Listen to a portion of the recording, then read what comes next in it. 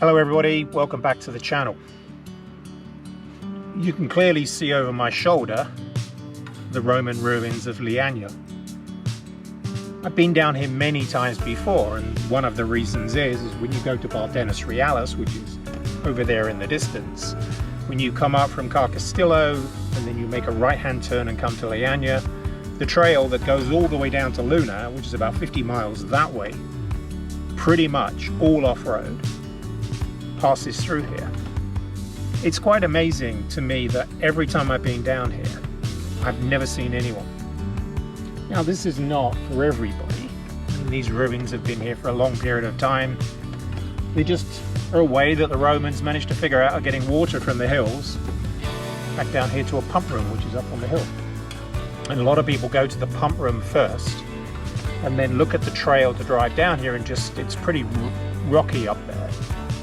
Probably can't get a normal car down it, look at it and think, okay, well, we've seen it, and miss this, which is why there's never anybody down here. It's quite interesting really that it's in the middle of nowhere, literally in the middle of nowhere. And when you can see out, as far as I can see out, you can see the ruins, you can see well into the distance the mountains that cover the Bardenus Realis.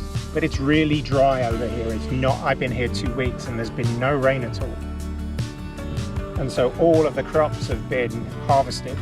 You see these massive stacks of hay ready for the winter for the animals to feed on. And all of the fields are just brown, burnt, desolate. So I've come from ARid and I'm going to a campsite called Camping Itabio. Link in the description. The reason why I'm going there is I'm just going to hang out for a couple of days. Today's Saturday, the guys are on their way, so we kick off the Veltra on Tuesday morning. So there we're arriving in Elite on Monday. So I've just basically made my way. I was in Girona down on the beach for about a week and I just chilled. And then I gradually worked my way up through Huesca and then did the off-road trail from Luna all the way over here. Now this trail, it's not difficult. It's gravel roads. It's basically tractor trails, gravel trails, to allow the farmers to get their tractors into the fields. So they're all interconnected. You could probably spend weeks in here and get lost with all the way the trails just zigzag across this area. But from Luna all the way over here to Leanya, it's about 50 miles. You go through 2 really small villages, one called Biota, and one called Faraduez. It was a gorgeous little church on the hill. It's just a great trail. It's just comfortable. It's not difficult. Some parts when you get up to further up near Luna, where it does go a bit higher, you see where all the washouts are. So clearly when it rains, you get these torrents of rain that come through here and it will begin to wash the trails out. So there you have to be careful. You can't belt along here doing 25 miles an hour, that's for sure. But you can keep up a pretty good speed, and it's not, like I said, it's not difficult. Be classified as easy. It's just a very nice trail. Now, the dust, because it's not rained here in weeks, and somebody told me here in Leanya, they don't believe it's rained for close to 6 weeks now. So what happens is it begins to just all break down and dry out, all of the dirt and everything just turns into dust. And as you can see here, this is what it begins to look like. It just billows up the back of the car and just rests in nooks and crannies. Now in the Defender, those of you who've got Defenders, the old ones, not the new ones, the rear door seals were just terrible. And so what used to happen with mine, and I replaced 2 of them to try and stop it, was the dust just found its way in. So you would open up the back door in the evening and it will be covered in this really fine talcum powder dust. There's a name for it. I think it's called fesh. I think that's the name the Portuguese use for it. But it's really fine. It's like bull dust. It's talcum powder. It's extremely fine and it gets everywhere. And because it's warm, and I don't particularly like driving around with the air conditioner on, I leave the windows open. And what you find is, as you come to a stop, all of the dust behind you, if you've got your windows open, you don't close them quick enough, the dust just billows into the car. And my dashboard is covered in it at the moment. So clearly when I get to the campsite tonight, I'm going to have to sort of wipe down the dash surfaces and everything like that. It gets everywhere. And that's one of the tips when I was talking about packing. One of the reasons why I take boxes, those soft-sided Step 22 boxes that have got zips in it, the zips will keep all the dust out of everything. So it's a really good idea that if you are going to come down into this area and you're going to tackle these trails, be aware that it's going to be dusty. But make sure that you protect everything in the back of your vehicle, whatever vehicle it is, because if the dust gets in, it gets everywhere and you're forever clearing up. And I've got a fly buzzing around my head.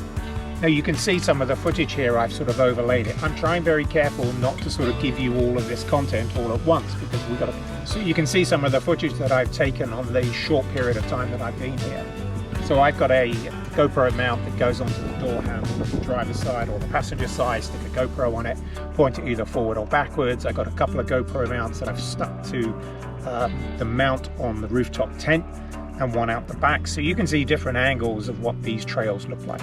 And like I said, I would consider them to be easy. They're not difficult. It's definitely easier from Leania to a town called Biota, and then when you go further up into the hills towards Luna, it does get a little bit more rocky. But anyway, I like this trail.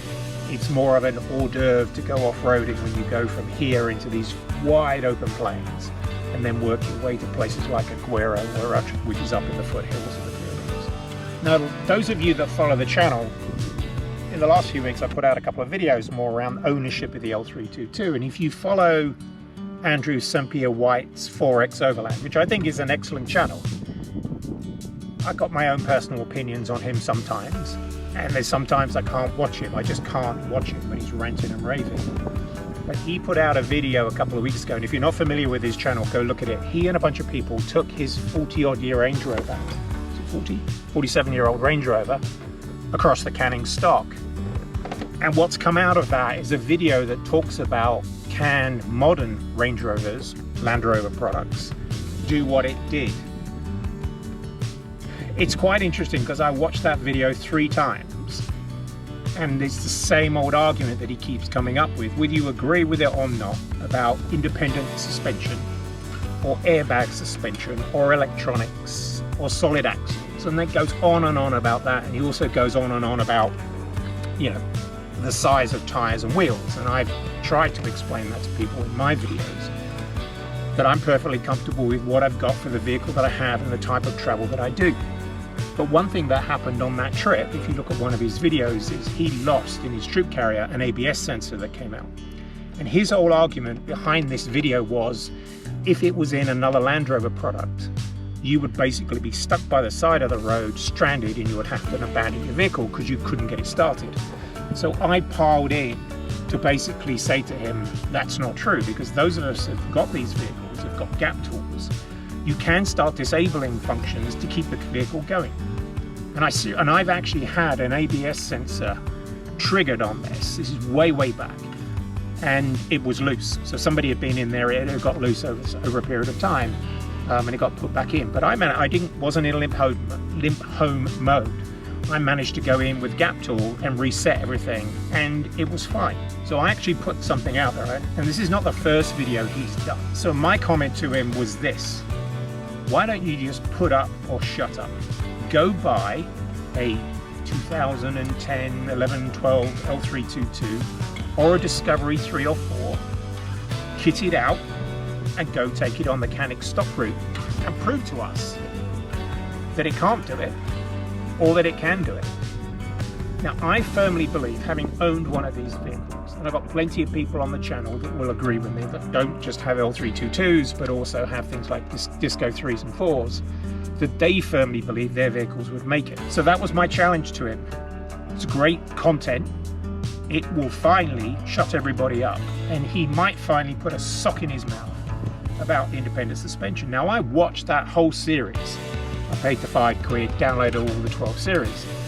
To me, and maybe I'm being naive, there did not seem to be anything significant that would prevent a vehicle like this making it. Now, at the very, very start of that video series, you're going to scratch your paintwork because it was all grown in, really grown in. And you can see the footage of his troop carrier going down there, and it was just you could hear it scratching down the side of the vehicle. Okay, you take that under consideration. If it was something like this, you would clearly go body wrap the damn thing to protect the paintwork if that was important to you. But I really do hope, finally, I mean, he has enough money, he has enough sponsors, and plenty of other people that were commenting about it were saying, you know, STFU, go buy one, kit it out, and go take it, and prove to us that it can't do it. Now, taking a 10 or 12-year-old vehicle without, you know, buying it, kitting it out, without truly owning it for a period of time to really understand all the nuances of the vehicle, might be a step too far. But there's got to be plenty of people in Australia that have got these vehicles that could loan them out or go on a trip with him to prove to him that it can do it. I'm sure there are. I'd love to see somebody say, okay, put your money where your mouth is.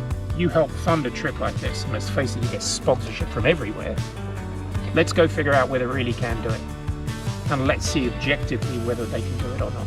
What I found interesting on that video was, there were a couple of vehicles, I think they were Mitsubishis. There was the guy Heiner, who's the electrician that works with him, had independent front suspension, and then he had some problems quite early on because the gator on the front of the drive shafts began to come loose, so he had to figure out and field fix it. The Range Rover made it.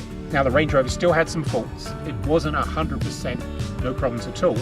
Now the other thing to remember is that Range Rover had virtually nothing else in it besides the guy that was driving it, and I believe they made a custom aluminium fuel tank because one of the rules they set themselves is the vehicle had to carry its own fuel.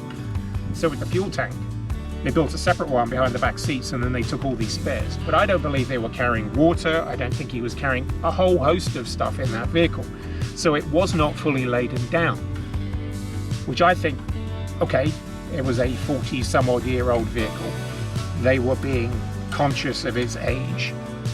But I can't see any reason, you know, why wouldn't you pack it up and prove that it can do what you say it can do? So comments down below. Let me know what you think. I'm going to tag him in there. I doubt Rory's going to look at it. A few people might look at the video and pass it on to him. But I would really love him to do it. Mr. Sampier White, if you are watching, I seriously doubt you are, go get somebody who's got one of these vehicles, arrange another trip down the Canning stock and go do it. And record it so we can see whether you are right or wrong. I seriously doubt Land Rover will ever give you a product again. There's also a video on his channel, and I think it was a Disco 4. It could be a 3 or 4, I'm not sure. But he took it over one of the toughest roads, I believe it was in Botswana, and came out gushing at how good the terrain response system. Now he was bashing everything else. He was bashing the fact that it was on bigger wheels and tires. I get all that. I get it. But it still made it. Now he dinged the bodywork, put a few scrapes and everything on it, but it made it. A few days ago, we lost our queen. It came as not a surprising shock, to be honest with you. I will have to say, and I will put my hand up, is that I didn't think it would affect me as much as it did. But I was in a campsite near Girona on the beach when I first heard about the fact that she was ill, and you knew something was going on. You clearly knew when you saw all the family rushing up to Scotland. But when the announcement came, and I've gone through grief this year, as some of you may know, I lost my father at the start of the year. But it really did get to me that there was this loss, because I know no different in my life. I'm 61, and I know no different at all. She's always been there, or she was always there. And over the last few days, this outpouring of grief, I guess you could call it, because it is to a certain point, is most of the country realizing we've lost something very special. Now, whether you believe in the monarchy or you believe in the Queen, it doesn't really matter.